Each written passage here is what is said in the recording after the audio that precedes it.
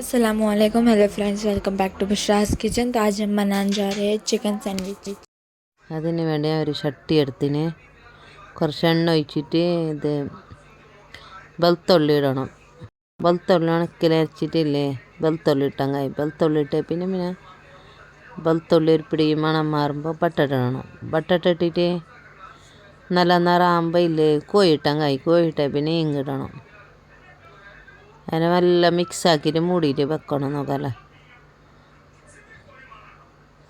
വെള്ളം തൊഴിക്കാൻ പാടില്ല.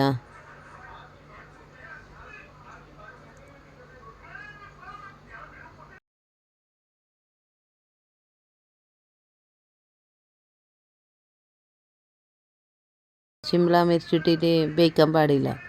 പിന്നെ പേപ്പറിക്ക, നല്ല കുരുമുളക് പൊടി, ജീരപ്പൊടി, ഗരം മസാല അങ്ങനെ ഇട്ട അങ്ങനെ മിക്സാക്കിയിട്ട് ഗ്യാസ് ബന്ധാക്കിയങ്ങായി.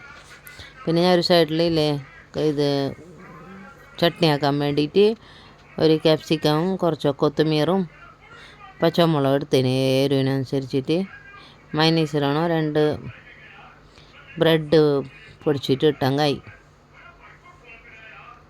പിന്നെ ചാട് മസാല, ഉപ്പ്, ജീര പൗഡർ ഇടണം.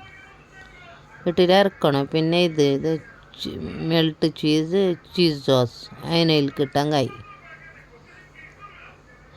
അതിനിട്ട് എത്തിയ പിന്നെ ബ്രെഡ് വെച്ചിട്ട് ബ്രെഡിലേക്ക് ചട്നി ഒഴിച്ചിട്ട്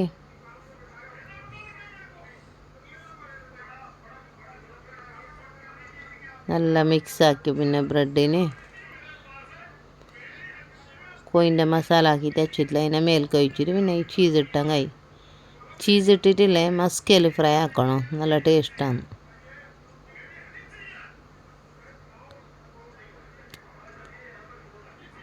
നല്ല മസ്ക തേച്ചിട്ട് ഫ്രൈ ആക്കിയാൽ തിന്നാൻ നല്ല ടേസ്റ്റ്.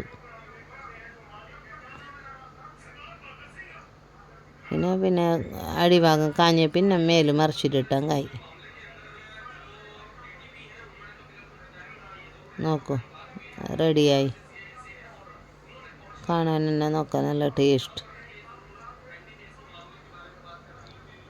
ചട്ടീൻ്റെ അകത്ത് തിന്നണം, നല്ല ടേസ്റ്റ്. ഇത്